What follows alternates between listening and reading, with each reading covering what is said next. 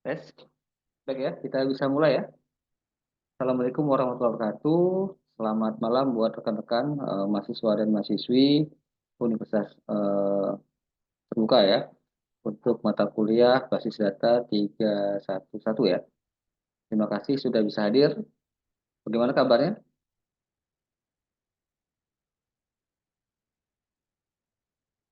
Alhamdulillah baik Pak. Iya, alhamdulillah ya, baik ya. Baik ya. Bapak, Ya, eh, ya, mohon izin saya ini dengerin webnya sambil bekerja, Pak Bapak. nggak apa-apa. Nggak apa-apa ya. Silakan ya. Yang penting bisa menyimak ya. Baik ya, kita langsung saja ya. Hari ini adalah web yang ketiga ya, atau web yang terakhir untuk mata kuliah basis data ya, kelas 311 ya. Nah, di hari ini kita akan coba mempraktikkan ya, mempraktikkan pembuatan database ya, beserta dengan tabelnya ya. Kita akan menggunakan DDL dan DML. Lalu kita juga akan mempraktikkan transaksi ya di dalam database tersebut. Lalu di situ kita menggunakan ada namanya stored procedure ya dan trigger. Untuk materi bisa dilihat, bisa terlihat Bisa Pak. saya. Oke ya, baik. Baik ya, kita akan lanjut aja ya. Nah, untuk tools ya, di sini kita silakan ya bagi teman-teman yang menggunakan laptop ya, silakan buka database servernya ya. Di sini saya menggunakan SAM. Lalu saya menggunakan database management sistemnya ada dua ya. Saya menggunakan MySQL Workbench ya untuk mengolah database. Lalu juga nanti kita akan coba menggunakan PHP MyAdmin ya. Oke ya. Jadi ini sudah saya siapkan database servernya ya, SAM. Lalu di sini saya juga menggunakan MySQL Workbench ya. Sudah saya koneksikan dengan databasenya. Lalu nanti kita coba menggunakan melihat di eh, PHP Marmin ya. Ini. Oke ya, tujuan pembelajaran kita adalah menjelaskan konsep stored procedure ya. Nah, di dalam database itu ya ada namanya transaksi ya. Nah, transaksi itu berfungsi untuk menjaga konsistensi data supaya terjamin konsistensi data tersebut terdapat properti-properti dalam transaksi yaitu ada namanya atomic ya, lalu ada konsistensi, ada namanya isolation, lalu ada namanya durability ya. Nah, di sini sudah dijelaskan ya atomic itu apa, yaitu transaksi yang dilakukan seluruh atau tidak sama sekali. Lalu konsistensi itu data di dalam basis data harus tetap bersifat konsisten. Isolasi merupakan transaksi yang terisolasi dan tidak boleh diganggu oleh transaksi lain. Lalu ada namanya durability, merupakan daya tahan data yang harus terjamin. Ya. Nah, beberapa perintah dalam transaksi diantaranya adalah commit, ya, ada namanya rollback, ada namanya checkpoint, dan ada namanya trigger, ya. Nah, ini merupakan bagian dari stop prosedur, ya. Nanti kita akan coba mempraktikannya, ya. Jadi, stop prosedur itu adalah sebuah segmen, ya. Kalau kita lihat di dalam database, bisa dilihat di sini ya, di pojok kiri ini ya, atau kita lihat di sini. Nah, ini disebut dengan segmentasi, ya. Di sini di dalam kolom navigator skema ini adalah namanya katalog ya, katalog dari database itu kita buat segmen. Nah, salah satu segmennya nanti kan ada di situ kita buatkan segmennya misalnya apa? Short prosedur ya, ada namanya trigger. Ya. Lalu stored prosedur ini sangat efektif digunakan dalam implementasi sistem. Ya. Nah, stored prosedur ini bisa kita panggil oleh stored prosedur lainnya. Bisa dipanggil dengan trigger ya, bisa juga dengan aplikasi seperti berbasis pemrograman PHP, Java, dan Python. Ya. Nah, seperti ini ya. Jadi contoh stored prosedur ini ya, di sini ada dalam satu database ya. Misalnya di sini saya buatkan sebuah prosedur dengan nama get all product ya. Begin end ya, itu akan mengapit perintah dari statementnya yaitu select bintang from product. Nah, artinya di sini saya membuat sebuah prosedur dengan nama get all product. Nah, perintah statementnya adalah di sini short prosedurnya hanya untuk memanggil, menampilkan tabel produk ya. Nah, apakah dia melalui aplikasi berbasis Java, Python maupun PHP. Nah, ini bisa kita akses ya dengan short prosedur ini. Lalu versi sebelumnya ya, yaitu MySQL. Kalau kita menggunakan MySQL, versi 5 itu tidak mendukung ya, tapi yang di atasnya sudah mendukung ya. Nah, kelebihannya apa? Prosedur ini adalah dengan adanya segmentasi tadi ya, itu meningkatkan performa aplikasi yang terhubung pada database karena prosedur itu dikompil, disimpan dalam memori database ya. Jadi dia dipisahkan dari tabel-tabel induknya. Mengurangi traffic antara aplikasi dengan database server. Jadi kita ingin memanggil data table A, artinya kita buatkan store prosedur. Nah, store prosedur itu untuk memanggil tabel-tabel itu. Nah, maka yang akan kita akses adalah store prosedurnya, yaitu segmen dari store prosedurnya. Jadi tidak langsung ke dalam tabelnya. Jadi dia akan mengurangi traffic di dalam server database-nya atau database servernya. Nah, ini bisa diulang apa? Di reachable ya, bisa dipanggil, bisa dipakai ulang kembali ya. Lalu dia tersimpan aman dalam katalog database-nya ya, atau kita sebut dengan katalog, di dalamnya ada segmen-segmentasi. Nah, kekurangannya kalau makin banyak ya kita bikinkan prosedur dengan banyak segmen ya, bisa overhead juga ya database-nya ya. Terus tidak bisa didebug ya karena sudah terbungkus menjadi satu buah objek. Ya, ini kekurangan dari stored prosedur itu.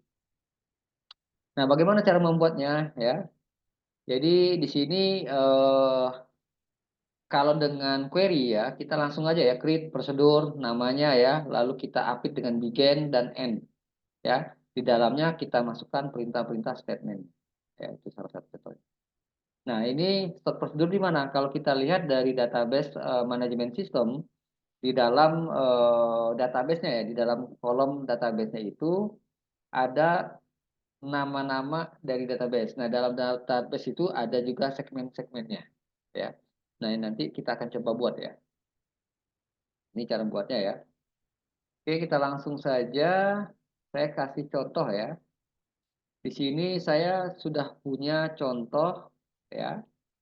Ada sebuah perintah ya. Di sini kita akan membuatkan sebuah database ya dengan nama db underscore penjualan ya. Jadi kita akan membuat sebuah database retail ya, di mana di dalamnya ada tabel barang, lalu juga ada tabel penjualan. Nah, nanti akan kita tambah dengan tabel update barang. Ya, jadi di sini kita akan coba praktikan bagaimana kita menggunakan pembuatan DDL, DML, lalu transaction, yaitu diantaranya adalah kita menggunakan short prosedur ya dan trigger. Nanti fungsinya kita akan jelaskan lebih rinci lagi ya setelah kita saat kita praktikkan. Nah, ini kita akan buat sebuah database retail ya, namanya DB penjualan, 3 buah tabel ya. Di sini sudah saya kasih ya contohnya ya. Dari ketiga tabel ini, nama tabel pertama barang, yang kedua penjualan, yang ketiga update barang. Nah, masing-masing sudah saya kasihkan kolom name-nya ya, atau field-nya. Kalau tabel barang sudah ada field, ID barang, nama barang, dan stok ya, beserta dengan tipe data dan keterangan lainnya.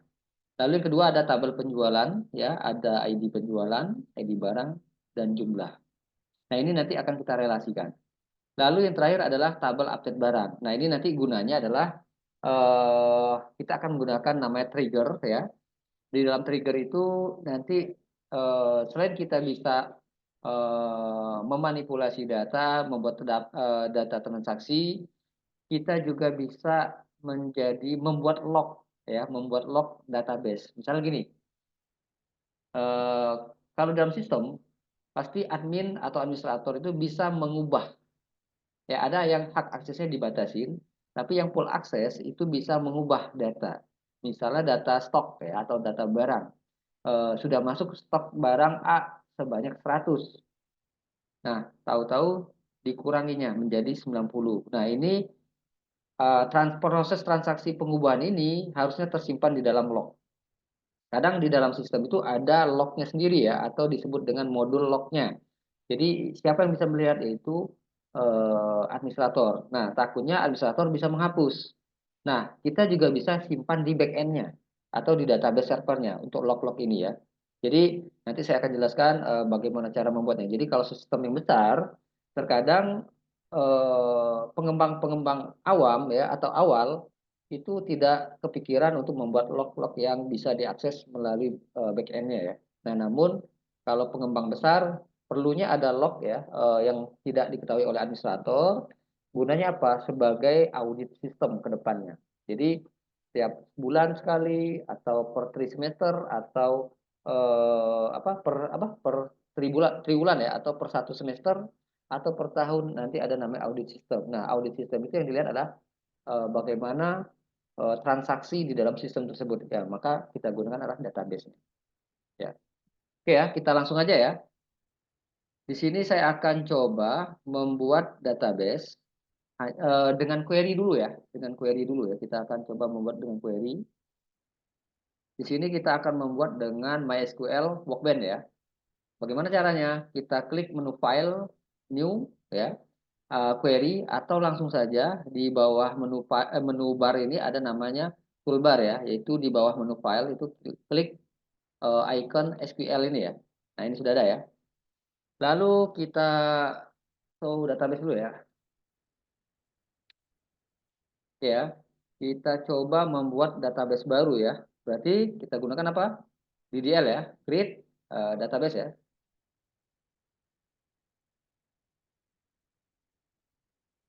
Kita lihat tadi namanya adalah DB penjualan ya. Oke, berhasil ya. Create database DB penjualan ya, use DB penjualan ya, penjualan. Oke ya. Lalu kita akan membuat tabel ya, tabel ya. Yaitu tabel pertama adalah tabel barang dulu ya. Kita coba membuat tabel barang, berarti kita create tabel barang ya. Nah, tadi terdiri dari apa saja? Ada ID barang, nama barang, dan stok ya. Tambahkan ID barang. IP datanya tadi apa? Integer ya. Not nol aja. Terus auto increment ya. Karena di ID ini sebagai primary key ya, maka kita masukkan auto increment ya karena akan bertambah secara otomatis ya. Lalu yang kedua adalah nama barang ya.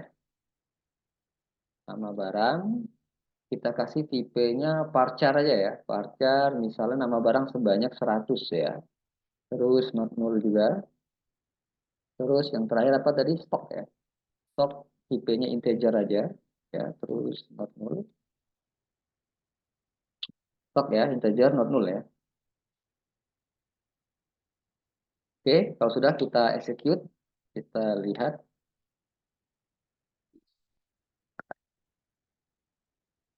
describe barang. Oke ya, sudah ada ya. Ini sudah ada apa fill-fillnya ya. Nah, yang kedua, kita akan coba membuat database yang kedua adalah membuat tabel apa tadi? Tabel penjualan ya. Oke ya, tabel penjualan terdiri dari ID penjualan, ID barang. Nah, ID barang ini adalah kita ambil, kita relasikan dengan tabel barang ya. Oke ya, kita create table penjualan ya. ID penjualan, integer ya, not null. Auto increment juga ya, primary, iya. Lalu ID barang ya, jangan lupa ya, ID barang integer, not nul ya. Lalu adalah jumlah barang ya. Kalau tadi di tabel barang itu adalah stoknya. Kalau di penjual itu adalah jumlah penjualannya ya, diambil dari tabel stok ya. Kita kasih integer juga ya. Integer ya. Nah, kita apa? Kita jadikan sebagai apa? Relasi ya, kita referensikan ya berdasarkan ID barang ya, reference ya, di tabel barang ya, itu ID barang. Nah, ini kita buatkan relasinya ya. Jadi, tabel penjual ini akan kita relasikan ini ya. Polinsky dalam kurung ID barang dalam kurung reference barang. Artinya saya akan mengambil ID barang itu sebagai Polinsky ya di tabel penjualan. Kita referensikan, berarti kita relasikan ke tabel barang berdasarkan tabel barang. Oke, kita execute, kita lihat.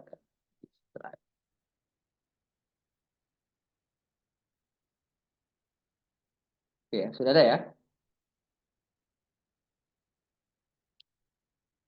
Integer ya. Oke ya, jadi kalau dia default integer itu adalah 11 ya, range-nya. Oke ya. Selanjutnya kita coba menambahkan data ya. Kita akan coba menambahkan data ini ya. Data barang dulu ya. Kita coba data barang ya, ada ID barang, nama barang ya. Di sini berarti kita menambahkan data barang ya. Berarti apa? Insert into barang ya, yaitu nama barang ya. Terus stok ya, stoknya ya. Value. Yang pertama saya ingin nama barang ini adalah nama-nama dari alat elektronik ya, misalnya laptop ya, Lenovo. Terus jumlahnya misalnya 500 ya. Ya, yang kedua kita masukkan misalnya ser ya, ser terus sebanyak misalnya 400. Terus yang ketiga misalnya sus ya, sebanyak misalnya 600 ya. Nah, ini ya. Eh, kita akan menambahkan ya. Di sini kita tidak menambahkan ID ya. Karena ID sudah auto increment ya. Kita execute saja. Oke ya. Kita select ya, select from barang ya. Sudah ada ya. Ada 3 buah barang ya, ID barang satu yaitu nama barangnya Lenovo, stoknya 500 ya. Lalu ada ID barang 2 Acer ya, sebanyak 400 stoknya. Lalu ada ID barang 3 nama barang Asus, sebanyak stoknya adalah 600 ya. Selanjutnya kita coba ya menambahkan ya. Saya coba menambahkan tabel penjualan ya. Nah, ini kan harusnya berelasi ya. Harusnya berelasi ya. Insert, terus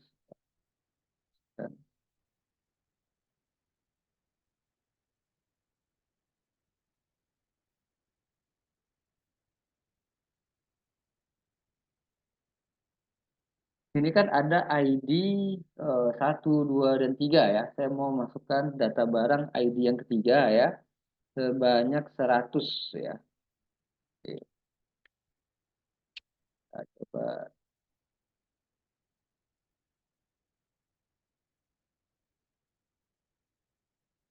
Oke ya, sudah aja. Sudah ada ya. Namun kita lihat ya, walaupun berelasi, stoknya tidak berubah ya. Lihat ya, tidak berubah. Nah, inilah maka kita perlukan namanya ada namanya stored prosedur maupun trigger. Ya, nanti kita akan coba kalau data penjualannya itu ada ya, misal saya mau menjual Lenovo sebanyak 100. Harusnya di tabel barang dia berkurang 100 ya, menjadi stoknya adalah 400 gitu ya. Nah, nanti kita akan cobakan. Nah, sebelum itu kita akan coba melihat di katalognya ya, DB penjualan ya. Sudah ada ya? Sudah ada 2 buah tabel ya. 2 buah tabel. Nah, lihat lihat di sini ya. bagaimana cara membuat store prosedur ya? Bisa langsung dengan query atau dengan kita memilih segmen store prosedur ini ya. Lihat di skema ini, klik aja store prosedur, klik kanan, lalu create store prosedur ya. Nah, di sini sudah ada query-nya ya. Create prosedur, ada begin dan end. Nah, di sini kita akan coba. Saya akan membuatkan store prosedur untuk menampilkan data produk ya, misal get all barang ya. Lalu kita update di dalam apa query begin dan end ini ya, yaitu kita tambahkan select ya, asterisk from barang.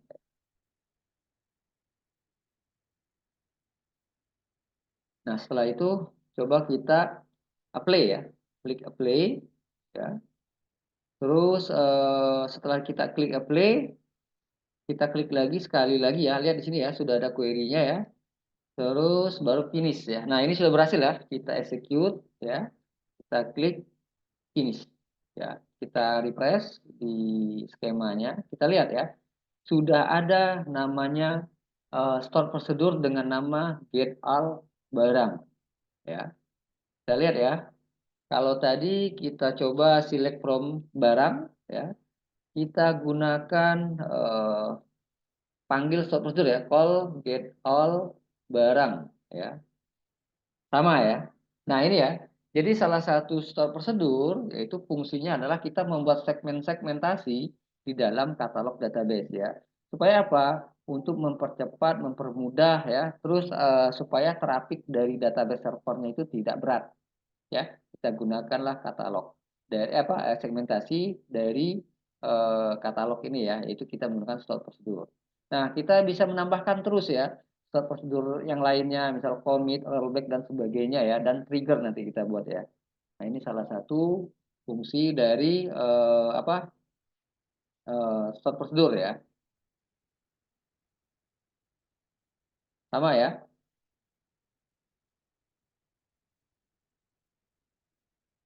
Nah, ini ya. Nah, ini kita lihat di PHP admin ya. Kita refresh ya. Kita cari db underscore penjualan.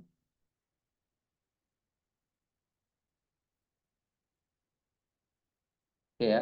Sudah ada tabel barang dan tabel penjualan ya. Lalu kita lihat prosedurnya ya. Kita di sini sudah ada get all barang ya. Jadi sudah terkoneksi ya ke database servernya. Oke ya. Selanjutnya kita akan coba ya menambahkan trigger ya. Apa fungsi trigger ini? Yaitu salah satunya ada namanya after dan before. Misalnya dalam transaksi sistem ya database ini, saya mau melakukan transaksi misal data penjualan ya, saya mau menjual produk dari barang tadi ya di tabel penjualan, namun akan mengurangi stok di tabel barang. Nah, transaksi-transaksi inilah akan kita tambahkan dengan namanya trigger ya. Nanti ada namanya after, ada namanya before ya. Jadi kalau before, kalau ada perubahan data sebelum diubah datanya apa gitu ya. Misal kalau tadi Lenovo itu sebanyak 500 stoknya. Kalau saya kasih trigger before ya, saat saya jual itu produk Lenovo sebanyak 100 maka akan berkurang menjadi 400 stoknya. Nah, before transaksi tadi maka akan tampil log ya di dalam katalog ini misalnya data eh, sebelum dilakukan transaksi penjualan, maka dia akan nampil log misalnya Lenovo sebanyak 500 gitu ya. Itu before. Lalu ada juga after. Nah, after ini misalnya saya menjual Lenovo tadi ya 100 dari stok 500 dari tabel barang. Maka setelah diubah transaksi tersebut ya, setelah ada transaksi, maka setelah adanya perubahan harusnya data yang berrelasi ke tabel barang stoknya itu berkurang, maka akan tampil menjadi 400 stoknya. Gitu ya. Nah, ini salah satu fungsi dari after dari trigger ya. Baik ya, kita coba membuat trigger itu yang after dulu ya. Kalau before nanti saya jelaskan juga ya.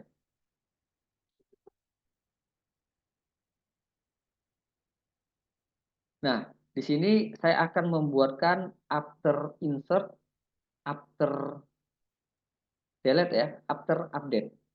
Ya, jadi ada tiga statement dari fungsi after insert ya. Berarti setelah di insert tabel barangnya berubahnya menjadi apa? After update saat saya ubah tabel penjualan, tabel barangnya seperti apa? Lalu kalau after delete setelah saya hapus di tabel penjualan, maka di tabel barangnya berubah menjadi apa? Nah ini ya, kita coba. Oke, ya.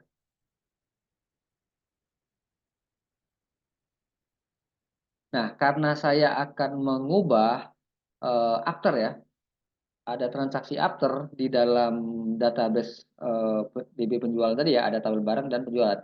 Berarti kita akan mengubahnya di mana? Di tabel penjualan.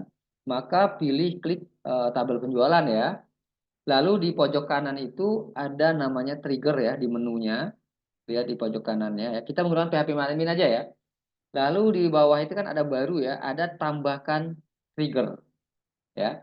Tambahkan trigger. Oke ya. Nah, di sini kita masukkan nama triggernya. Misalnya after insert ya. Insert. Nah, tabelnya adalah tabel penjualan ya tetap ya. Nah, waktunya adalah after ya. Terus kita eventnya apa? Eventnya adalah insert ya. Waktu dan kejadian ya. Eventnya tadi after insert. Nah, lalu di dalamnya kita masukkan perintah begin ya dan end. Nah, di dalamnya kita masukkan apa? Statement update ya. After insert berarti setelah di insert dia kan ngupdate ya. Terus apa yang diupdate? Karena yang tadi saya update adalah tabel penjualan, maka yang terupdate relasinya adalah tabel barang, gitu ya. Berarti update di tabel barang ya. Lalu kita set ya, apa yang kita update di tabel barang yaitu stok ya. Kalau ini ada penjumlah apa jumlah penjualan ngambil dari data stok gitu ya. Maka di sini kita set stoknya ya. Stok sama dengan apa? Kalau saya nambah nambah jumlah penjualan ya, maka akan berkurang di tabel barang yaitu di field stoknya. Maka di sini adalah kurang ya. New apa? Tabel jumlah ya. Berarti stok dikurang fill jumlah di tabel penjualan ya. New jumlah ya. Kita buat kondisi where berdasarkan apa? ID barang ya. Sama dengan new ID barang. Begin update barang. Setelah saya insert tabel penjualan, maka akan terupdate tabel barangnya yaitu kolom stok. Yaitu stok dikurangi jumlah penjualan di tabel penjualan. Kalau tadi stoknya 500, saya jual 100, maka 500 dikurang 100 adalah 400. Itu ya. Oke ya, kita lihat where ID barang, new ID barang ya. Lihat di sini ya, sudah ada trigger after insert. Nah, tambahkan lagi ya. Selanjutnya apa lagi? Kita coba tambahkan after update ya.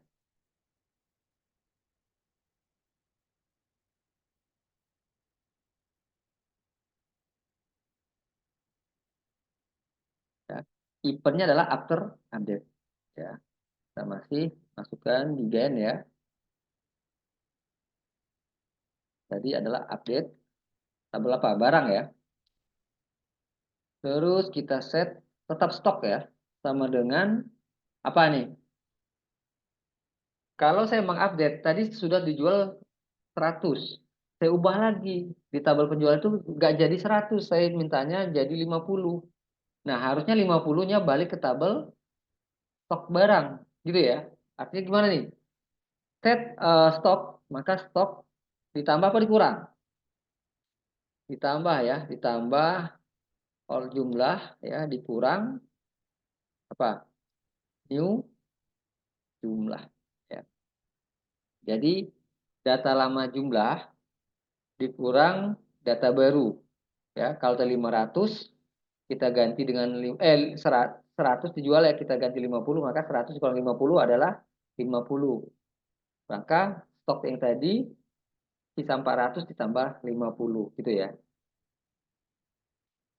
Di mana kondisinya adalah tetap ID barang ya. ID barang sama dengan new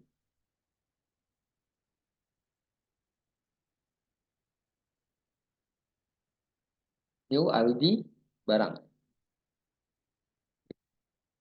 Jadi di sini saat saya update penjualan tadi ya, tadinya 100 saya ubah menjadi 50, maka 100 dikurang 50 ya, berarti 50 ya. Stok 400 tadi ditambah 50, maka jadinya 450 ya. Gitu. Where ID barang sama dengan new ID barang. Sudah ada ya. Nah, yang terakhir adalah kita coba eh kalau saya batal ini penjualan, berarti kan terhapus ya. Harusnya 50 tadi balik lagi ya, menjadi 500 di tabel barang ya, di stok.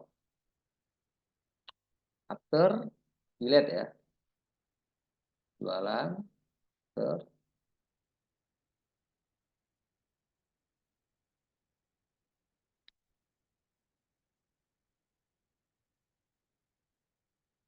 tetap ya, tabel barang ya. Kita set stoknya juga ya.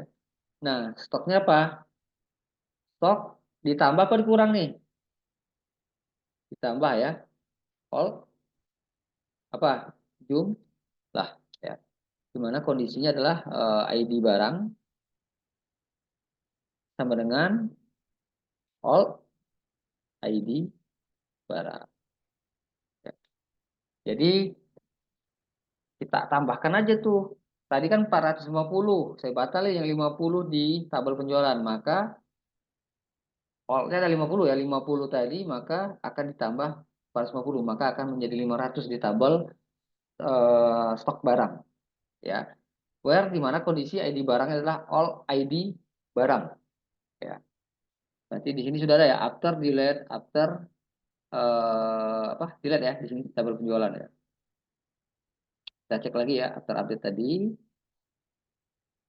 Tadi juga ya, oke sudah benar. Cek lagi. Tadi juga. Oke, ini sudah ya. Nah, terus gimana cara transaksinya ya? Cara transaksi gimana? Coba kita tambahkan dahulu ya. Kita tambahkan dahulu penjualan ya. Kita refresh dahulu. Tadi tabel penjualan sudah ada ya, satu ya. Terus kita lihat stok ya. Stoknya tadi ID 1 Lenovo itu 500, Acer itu ada 400, Asus ada 600 ya. Saya coba ingin menjual produk ID 1 dan 2 ya, sebanyak 50-50. Berarti kan kalau dia 50-50 di tabel penjualan, maka sisa di tabel stok adalah 450 untuk Lenovo, 350 di ID Acer ya. Saya kebal ya. Jualan, kita masukkan query ya.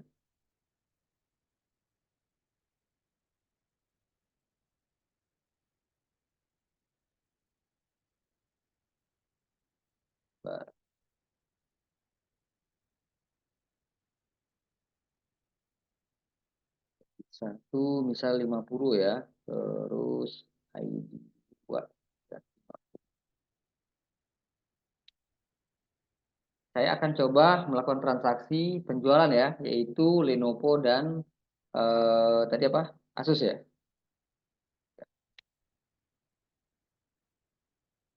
Oke ya, berhasil ya. Kita cek di tabel penjualan. Sudah ada penjualan ya, yang kedua dan ketiga ya. 50-50 ya. Kita cek di tabel barang. Oke ya, otomatis berubah ya. Tinggal 450 dan 350. Coba kita update ya. Kita update. Saya mau update yang ID barang 2 ya. Saya ubah jadinya 30 ya. Oke ya, sudah berubah ya di tabel penjualan ya. 30. Kita cek balik nggak dia datanya. Sudah balik ya tadi 350 karena dikurangi 20 tadi ya. Maka 20-nya balik ke tabel stok asar tadi ya. Yaitu tinggal 370. Coba kita cek lagi ya. After delete ya, kita hapus yang 30 ini. Apakah dia balik menjadi 400 ya di aser? Cek ya.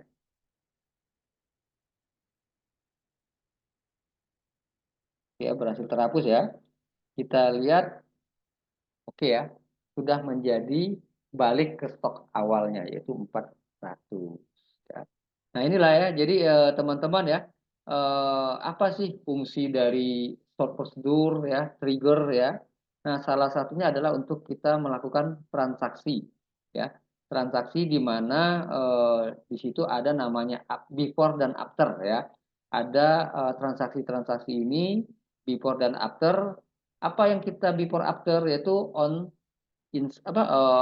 delete dan on update ya. Ada namanya insert, update dan delete. Nah, itu tadi adalah transaksi yang kita lakukan adalah saat kita melakukan insert ada nggak perubahannya transaksinya tadi ya. Saat kita ubah update data penjualan ada nggak perubahan di transaksinya tadi. Lalu saat kita hapus berubah nggak tuh di tabel barangnya. Itu ya. Ini fungsi dari prosedur dan trigger ya. Ini digunakan untuk transaksi. Oke ya, yang kedua, triggernya tadi kan masih after ya. Yang kedua saya mau gunakan before ya. Sebelum itu kita tambahkan tabel baru ya. Kita tambah tabel baru, kita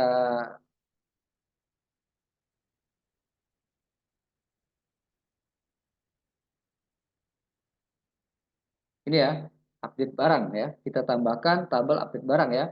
Ada ID barang, nama barang, stok, change dates ya. Ada action. Nah, change date ini tanggal perubahan. Action itu perubahannya apa? Update, apa delete, atau insert ya. Nah, ini gunanya apa? Tabel update barang. Nanti kita coba. Kalau tadi kita kan merubah transaksi data tabel penjualan. Ada after insert, update, dan delete. Nah, di sini kita coba before ya, before update ya di tabel barang. Nah, nanti kita akan coba mengubah tabel di tabel barang tersimpan di update barang ya. Oke, kita tambahkan ya. Berarti ID barang tadi ya, ID barang, tipe datanya integer ya, auto, instrumen ya, kita kasih primary key. Ya. Lalu setelah ID barang ada namanya, nama barang ya, tipe datanya samain ya, varchar ya sebanyak 100 ya tadi ya, yaitu yaitu not null. Ya. Setelah nama barang ada namanya stok ya, stok titik datanya integer ya, not null.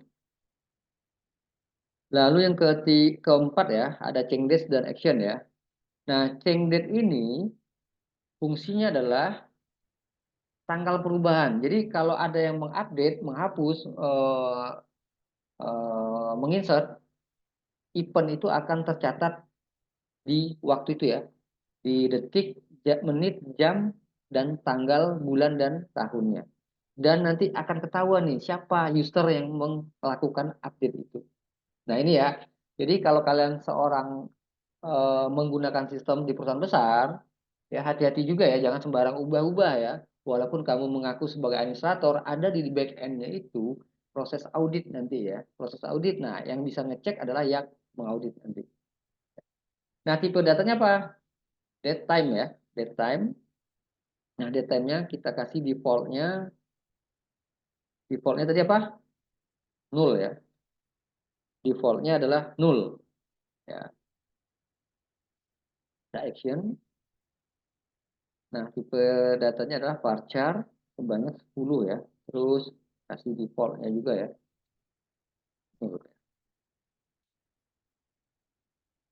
Jadi ada ID barang, ada nama barang, ada stok, ada change dates, ada action. Nah, actionnya nanti kita masukkan yaitu update ya.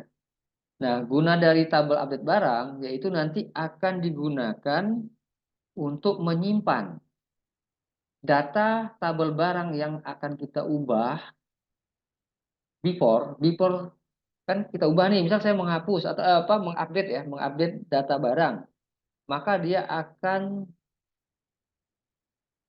sebelum adanya perubahan datanya seperti apa sih? Nah, itu masuk ke tabel update barang. Ya, jadi biasanya dalam sistem itu ada apa? Ada namanya menu ya atau namanya modul ya untuk melihat katalog ya atau log-log perubahan. Tapi ada juga perancang sistem itu nggak dibuatkan di situ, dia di back end-nya. Nah, ini yang hati-hati ya.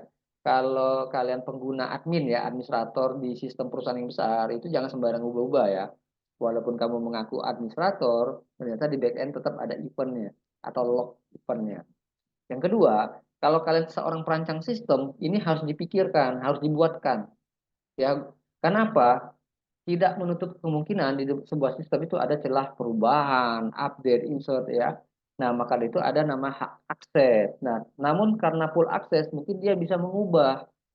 Nah, karena ada perubahan-perubahan itu, terkadang di dalam UI-nya itu tidak kelihatan ya, atau ada juga log-nya kelihatan, tapi bisa dihapus oleh administrator. Tapi secara real dia tidak terhapus di back end-nya. Dengan apa? Kita tambahkan fungsi trigger ini. Ya, salah satunya before update. Sebelum diupdate datanya apa? Jadi ketahuan ya, kalau saya mengurangi jumlah penjualan, harusnya saya jual itu 100 piece, saya kurang menjadi 50. Ternyata log disimpan dalam database server, nggak ketahuan. Nah, ketahuannya kapan? Pas audit sistem. Jadi kita sebagai perancang sistem itu atau pengembang aplikasi berbasis sistem ya atau berbasis web perlu membuat ini ya. Kenapa? Satu untuk sebagai log, sebagai event atau transaksinya. Yang kedua sebagai untuk audit sistem. Jadi kalau kita sebagai audit sistem ya, kalau khususnya anak sistem informasi, nah audit sistem itu bukan hanya dalam sistemnya aja, tapi dalam log back end-nya ya, itu harus juga kita pikirkan. Oke ya, kita select from date barang ya. Sudah ada ya? Right.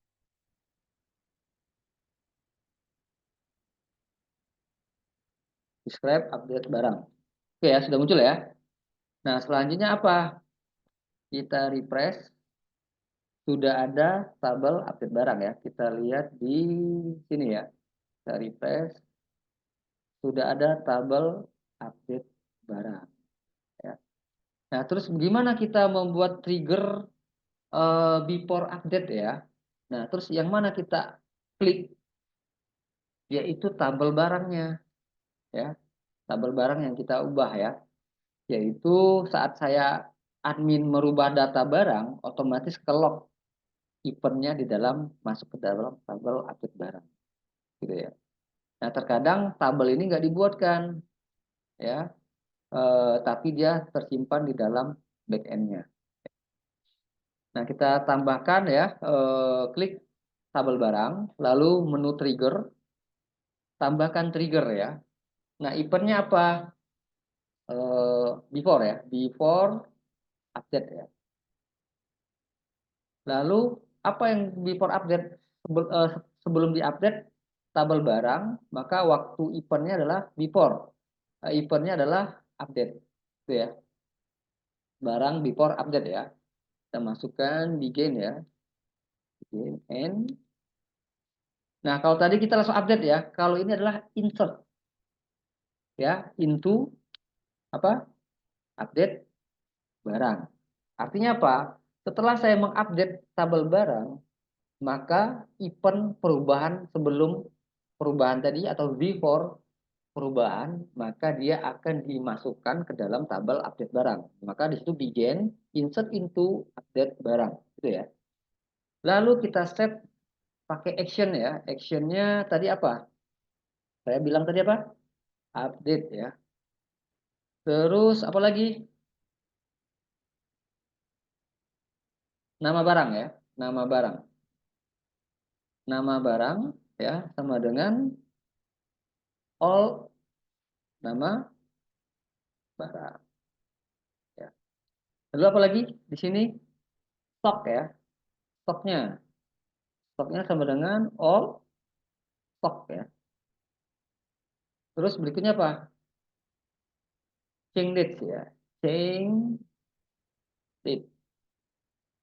Nah, change date-nya apa? Supaya eventnya saat dilakukan perubahan kapan? Yaitu now ya. Now ya. Jadi perintah trigger before update di tabel barang sebelum diupdate tabel barang, maka hasilnya adalah dimasukkan ke dalam tabel insert into update barang ya. Kita set actionnya adalah update nama barang, alt nama barang, stock alt stock ya. Lalu ada change date ya, now. Artinya perubahannya itu saat itu ya, now itu. Oke ya, sudah ada ya. Kita lihat eh, di tabel update ya, masih kosong ya. Kita lihat di tabel barang. Saya ingin merubah yang Asus ya. Kita ubah stoknya menjadi 500. 100-nya saya jual. Nggak tahu sama perusahaan. Jadi 500 ya. Kita lihat di tabel update barang. Sudah terlihat ya. Sudah terlihat di tabel update barang, event, kejadian, transaksi, perubahan di tabel barang. Nah, data sebelum diubah adalah nama produknya Asus, jumlah stoknya 600. Kok sekarang jadi 500? Nah, terkadang pengembang yang besar ya, sebagai kita ya, kita seorang pengembang sistem, nggak perlu kita buat ini ya, untuk admin ya. Ini kita abaikan, tapi kita buatnya di back end ya. Kita buatkan di back end. Misalnya kita mau panggil ya,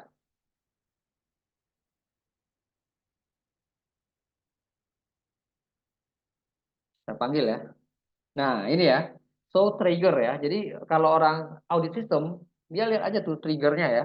Di show trigger kita pakai query ya. Jadi audit itu nggak mesti UI ya, tapi dia pakai query ya. Nah, show trigger, lihat di sini sudah ada transaksi ya, ada after insert, after update dan after delete yang tadi ya. Kelihatan nih. Nih, berapa kolom ya. Lalu yang terakhir tadi before update ya, yang atas yang pertama. Lihat ya, eventnya. Ini ya eventnya. Create-nya kapan itu? Ya, ada detik, menit, jam, tanggal, bulan, dan tahun ya. Terus timingnya adalah before atau update, after ya. Nah itu ketahuan. Lalu saya juga bisa melihat siapa user yang mengubah data tadi. Ini ada namanya definer. Lihat ya, definer ini di sini ada root at localhost. Nah, di sini ketahuan ini usernya siapa. Ya, nanti bisa saya tambahkan nanti di dalam apa? Di dalam trigger ini saya tambahkan nanti di sini ya. Ini ya, kita ubah. Nanti saya tambahkan di sini. Misalnya user ya, misal user ya. Tapi yang penting eh, di dalam tabelnya saya tambahkan juga tabel fieldnya itu user ya, username. Inilah. Jadi fungsinya apa ini?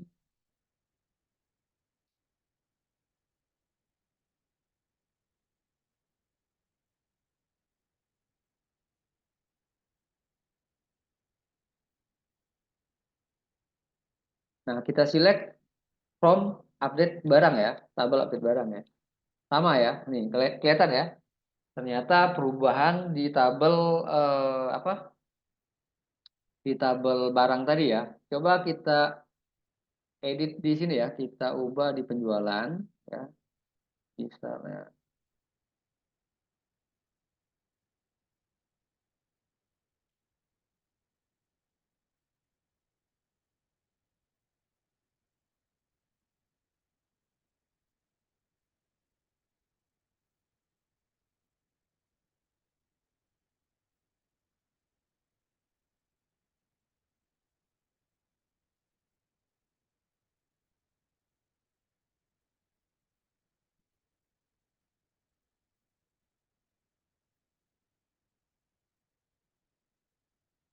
Oke, kita lihat di tabel penjualan ya. Sudah bertambah ya. Iya, 4 dan 5 ya, ID penjualan ya. Kita lihat di tabel barang.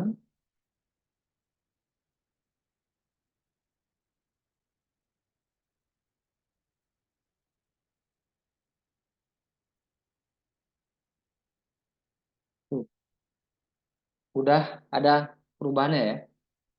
Sudah ada perubahannya. Oke, begitu ada yang mau tanya silakan teman-teman.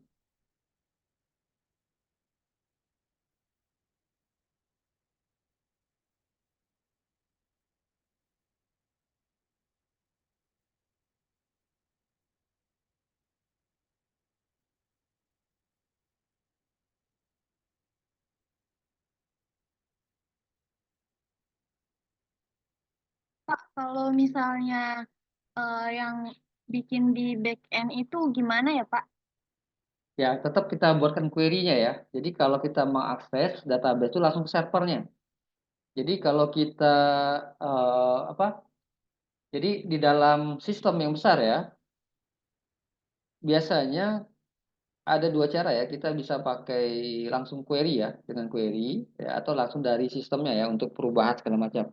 Namun kalau ada penambahan-penambahan, ada perubahan transaksi ya, bisa juga kita melalui database servernya langsung. Ya, misalnya kalau kamu punya sistem di cloud ya, di cloud, servernya di cloud ya, terus bisa diakses dari mana saja ya digunakannya. Nah, untuk perubahan-perubahan bisa langsung kamu akses database servernya yang perubahan. Di Oh, mod, gitu ya, Pak. ya, Makasih ya, ya Pak. sama-sama ya. Jadi di dalam database salah satunya database MySQL ya, teman-teman harus memahami juga ya. Jadi untuk transaksi ini ya. Nah, di dalam transaksi ini kita perlu memahami ada namanya sort prosedur ya. Jadi bagian dari segmen katalog di dalam database. Nah, katalog ini kita lihat ya. Sebentar ya. Katalog ini ya.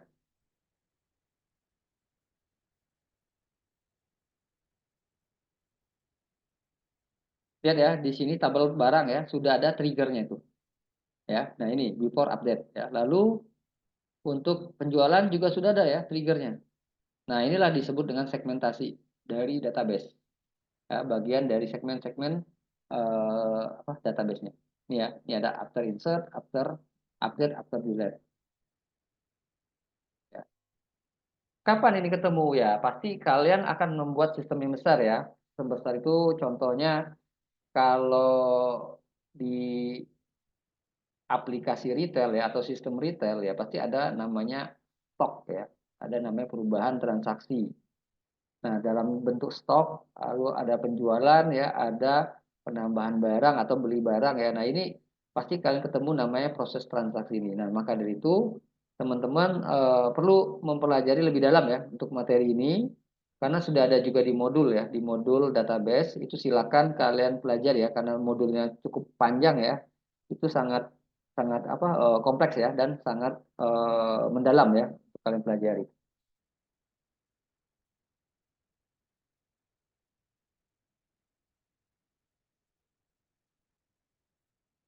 Oke, saya coba mau lihat teman bisa nggak kalian mempraktikkannya ya, yang sudah membuat tugas kemarin, coba ditampilin tugasnya dari Amelia, Farhan, Nur Saida, Silva dan Swendra ya. Saya coba kalian tampilin dahulu tugas-tugas dari pertemuan kita ya untuk di menu tugas ya. Nah, silakan tampilin ya apa yang sudah kalian buat.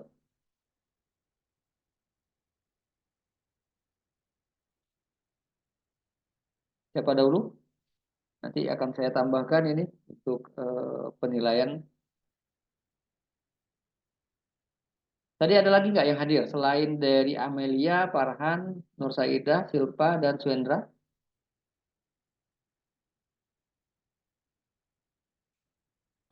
Pak, Ya, mohon maaf ini ya. saya tidak bisa menampilkan karena saya masih di tempat kerja, Pak. Belum Oh, pulang. belum pulang ya? Nggak apa-apa ya. Iya, Suendra ya?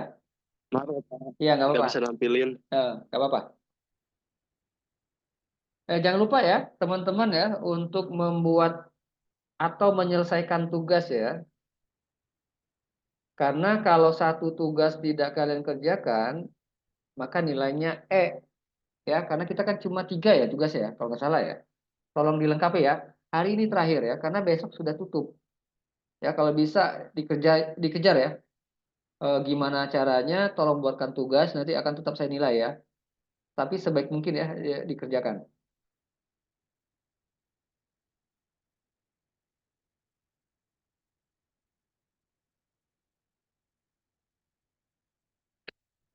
Satu lagi ini absen untuk webinarnya itu diisi atau tidak, Pak?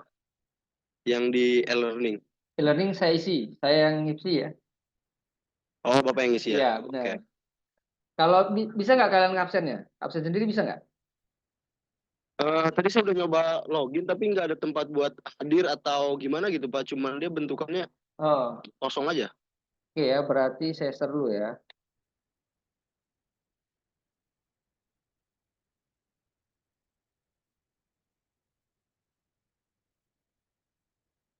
Bisa kelihatan? Absennya berarti tutor Oh, ngisi ya. iya, Pak. Iya, Absen Pak. berarti tutor yang ngisi ya. Oh, Oke. baik, Pak, baik. Nanti saya absen ya. Berarti dari kami bisa diklik yang mark asdownnya itu bisa kami klik ya, Pak ya? Ya, oke. Ada Oke, baik. selain Suhendra, Amelia, Farhan, Nur Saidah, Silva bisa menampilkan tugas dari tugas-tugas sebelumnya ya.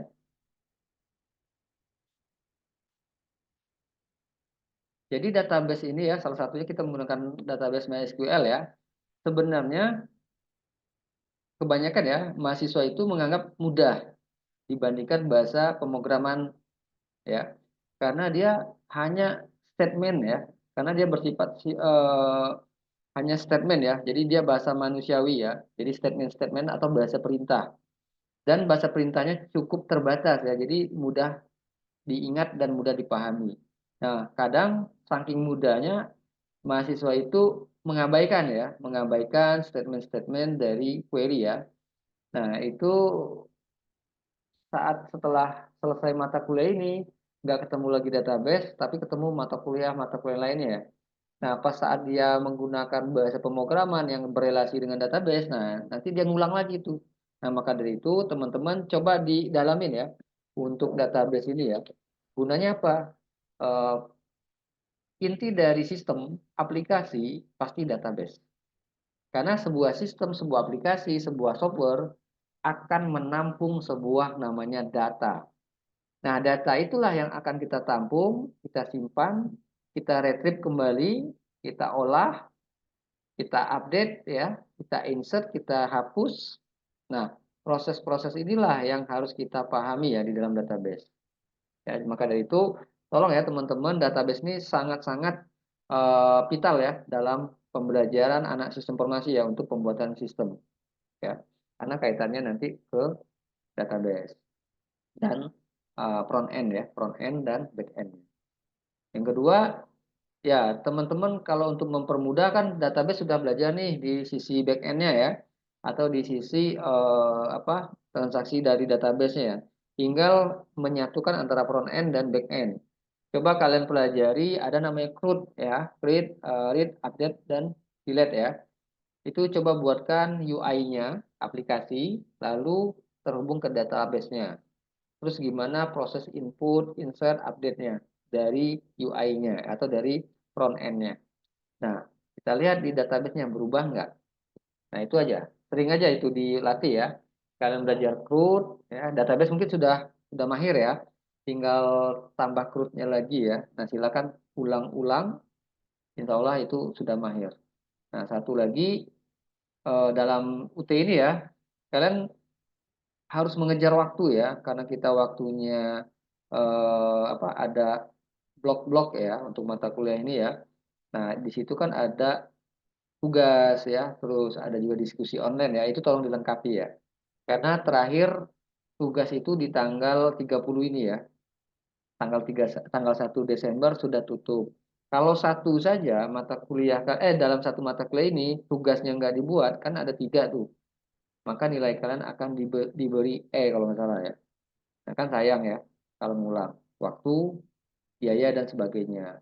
Nah, maka dari itu tolong di ini ya, kejar saja. Baik, boleh ditampilkan Amelia? Atau Farhan, atau Nur, atau Silva?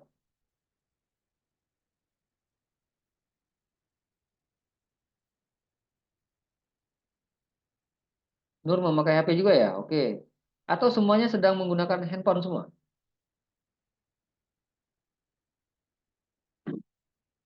Mayoritas pakai handphone, Pak. Mereka pakai handphone ya. Oke deh, Iya, Pak, pada pakai HP. oke deh. Nggak Iya. apa-apa ya. Kalau gitu, mungkin